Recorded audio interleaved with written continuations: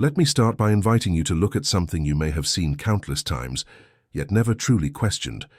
Have you ever noticed how the homes of wealthy people often feel lighter, cleaner, simpler? There's space to breathe, fewer objects, fewer distractions, a sense of calm that almost feels intentional, minimalism, order, clarity.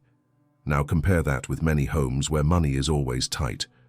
Look at the closed balconies, the storage rooms, the overflowing cabinets, boxes stacked on top of boxes, old furniture that hasn't been used in years, broken appliances just in case, clothes that no longer fit, no longer warm, no longer belong to the present, but are still kept. At first glance, the explanation seems obvious. Of course the rich throw things away, you might think. They can afford to replace them. But if we stop here, we miss the real story, because this difference has far less to do with money than it has to do with consciousness. When thinkers like Carl Jung explored the human psyche, they showed us something essential. Long before wealth or poverty shows up in a bank account, it takes root in the mind, in beliefs, in fear, in how safe or unsafe we feel in the world. What you are seeing in those crowded rooms is not just a lack of space, it is a psychological state made visible. There is a deep pattern at work here, one that modern psychology often calls scarcity consciousness, a mindset shaped by fear of loss, by uncertainty about the future, by the quiet belief that what I have now might be all I ever get. And that belief doesn't usually speak loudly. It hides. It operates in the background, in what Jung would call the shadow, influencing choices without asking permission.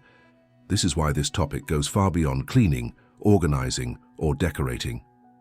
This is not about taste. This is not about trends. This is not even about discipline. It is about how your nervous system has learned to relate to safety. Because when a person is dominated by scarcity, the instinct is always the same. Hold on. Keep everything. Preserve the past. Avoid the risk of emptiness. Avoid the fear that comes with letting go. And slowly, without noticing, the home becomes a museum of old fears, old struggles, old versions of the self. Meanwhile, people with a wealth-oriented mindset relate to objects very differently. They don't see letting go as loss. They experience it as relief, as trust, as movement. That contrast is not accidental, it is deeply programmed. And today we are going to gently pull that program into the light. We will explore why some people instinctively cling to objects, while others feel safe releasing them.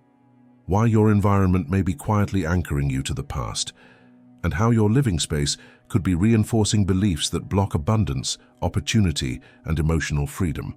Because once you understand this mechanism, something shifts.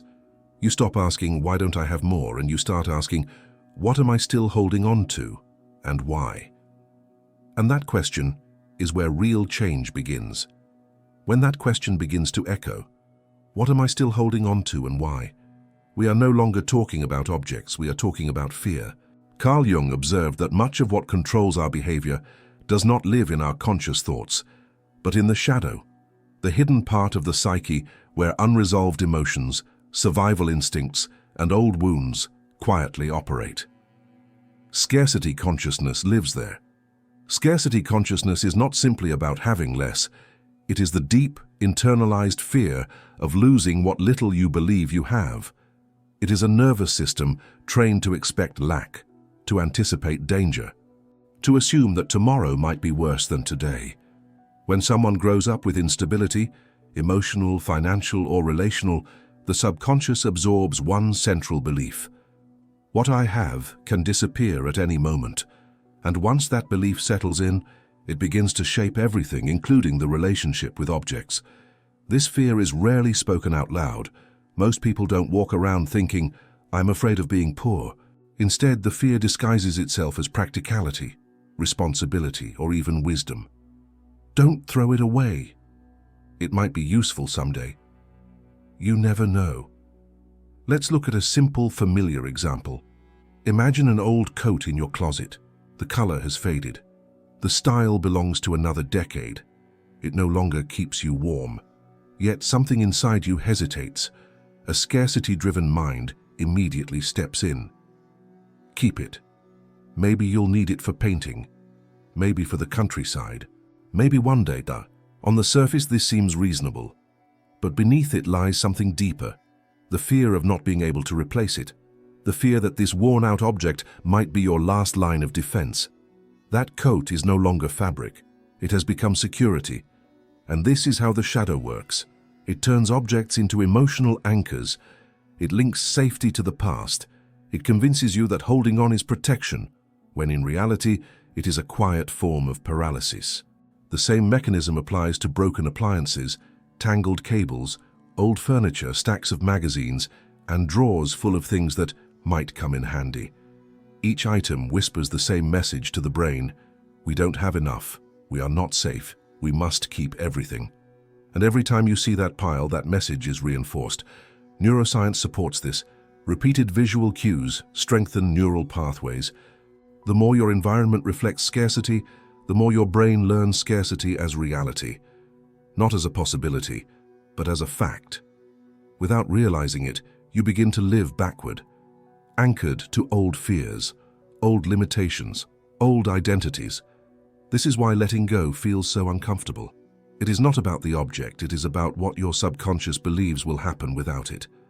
And until this fear is made conscious, until it is named and understood, it continues to run your life quietly, faithfully, and mercilessly. But awareness changes everything. Because once you see that holding on is driven by fear rather than necessity, a crack forms in the pattern, a small opening, just enough light for something new to begin. And that is where the environment itself starts to reveal its true role, not as storage, but as a mirror. When you begin to see that holding on is driven by fear rather than necessity, something important shifts. You realize that your environment is not neutral. It is not passive. It is constantly communicating with your nervous system. Your home is not just where you live. It is where your mind rehearses reality every single day. Think about what happens when you walk past that broken toaster you never fixed, or the box of old cables you haven't touched in years, or the worn-out couch you've wanted to replace but never did. You may not consciously react, but your brain does. Every object sends a signal, and clutter sends one message over and over again. We have little. We must hold on. We are not safe. From a neurological perspective, this matters deeply. The brain learns through repetition. The more often a signal is received, the stronger the neural pathway becomes.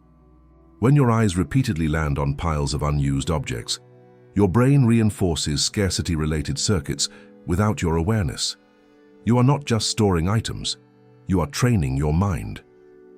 Each glance at that accumulation subtly reactivates old emotions, moments of struggle, insecurity, lack, and helplessness. The past is no longer a memory. It becomes a living presence inside your home. This is how people unknowingly trap themselves in what feels like a permanent survival mode. The nervous system remains alert, defensive, vigilant. There is no room for expansion, creativity, or ease, because the environment keeps whispering danger. And the most painful part? This process feels normal. People often say, "I'll deal with it later."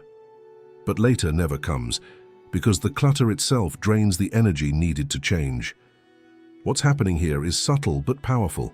The home becomes a physical archive of old identities, old versions of yourself that survived, but no longer need to lead.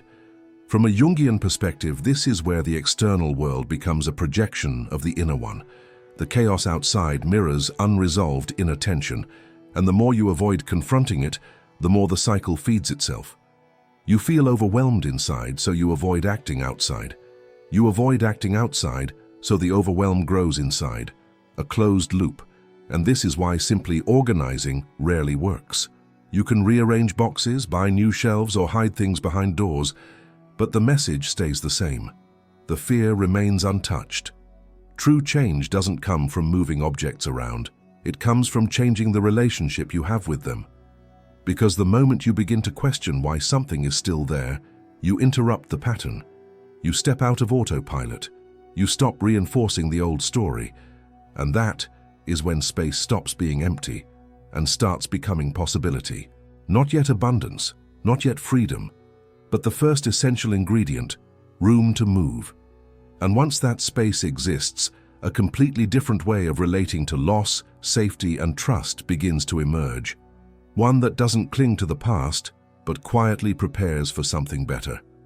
Once space begins to appear, even a small one, something unexpected happens. The mind reacts differently. The body relaxes. Breathing feels easier.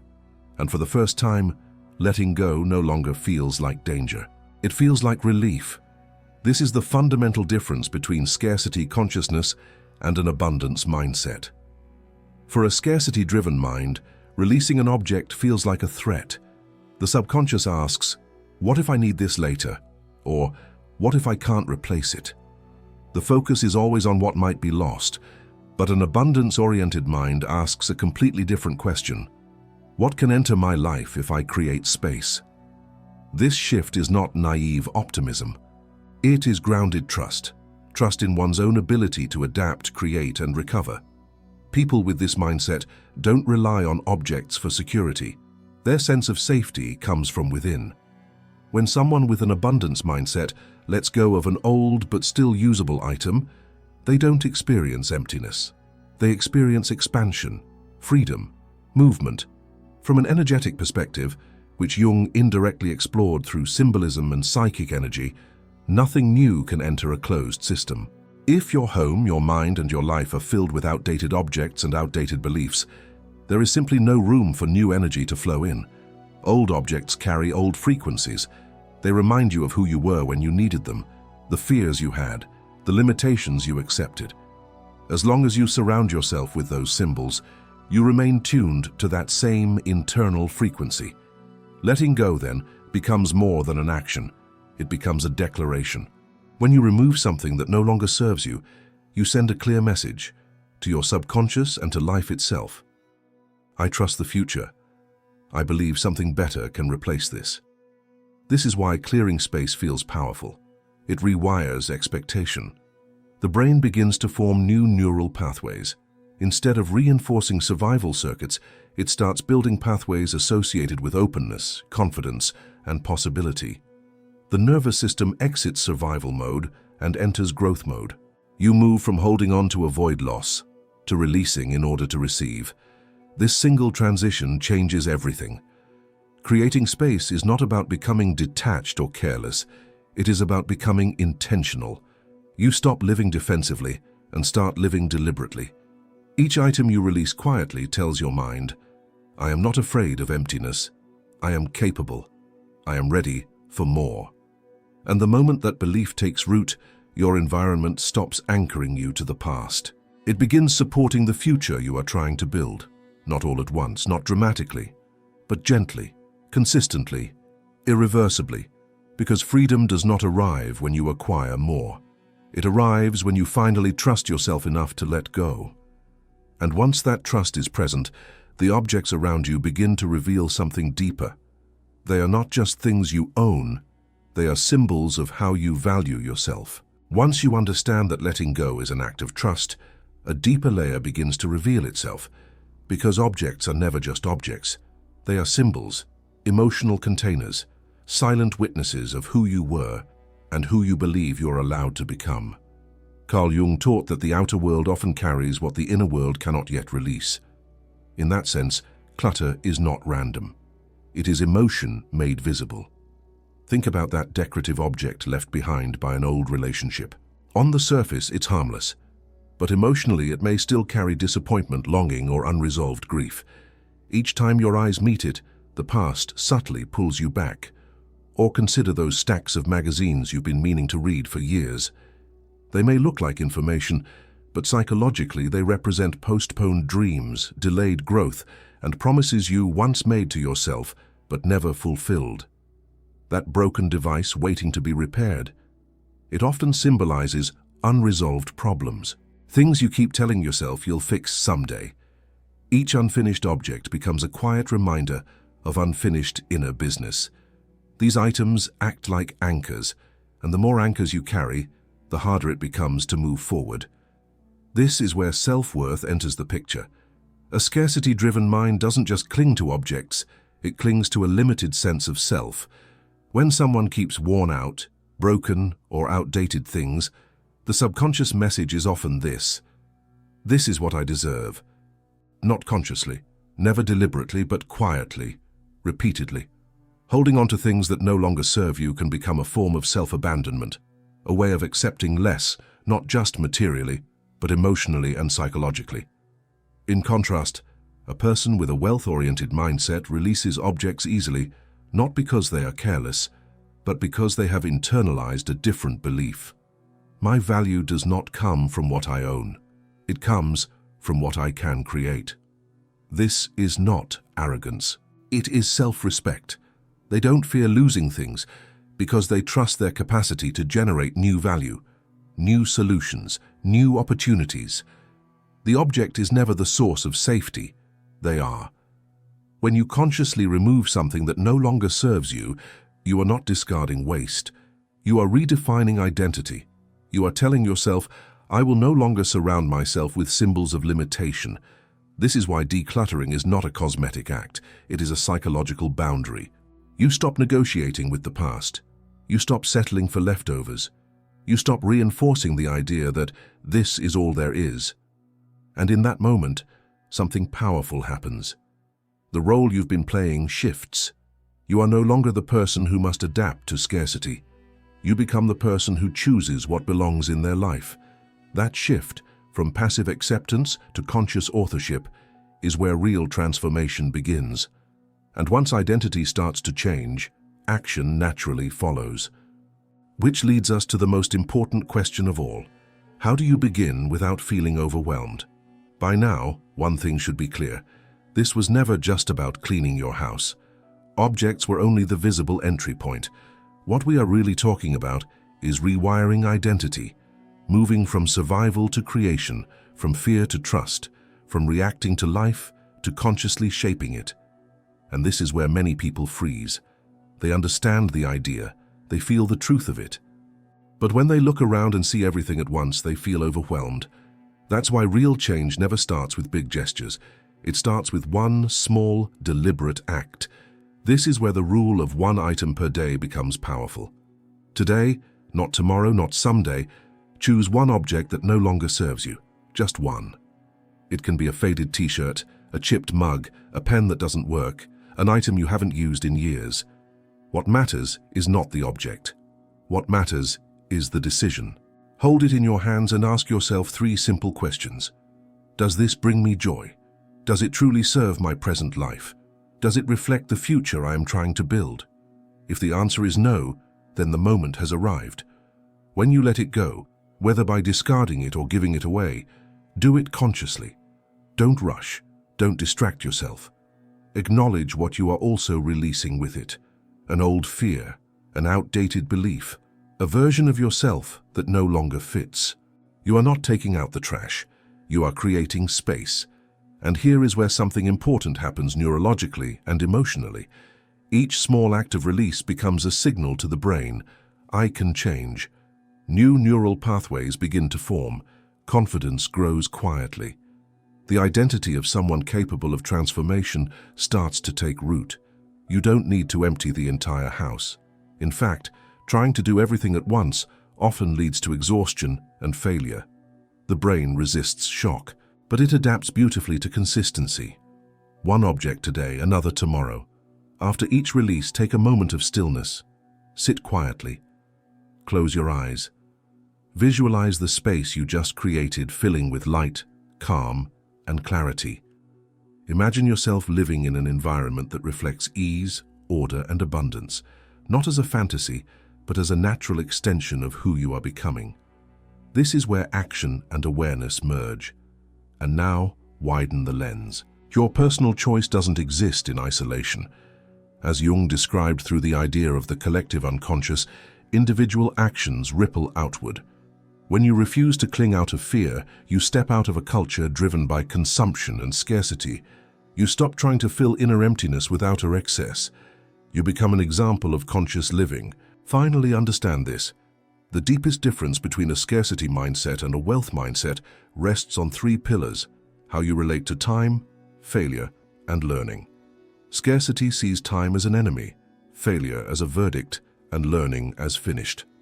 Abundance sees time as an ally, failure as feedback, and learning as a lifelong path. And that mindset is not inherited, it is practiced. Today, you don't need to become someone else. You simply need to stop holding on to what keeps you anchored to who you were. Every space you open in your home becomes a space you open in your life. So, let me leave you with one final question, and I invite you to answer it honestly. What is the first thing you are ready to let go of today so your future can finally move in? Share it, name it, begin. Because this, right here, is the moment you stop surviving and start living.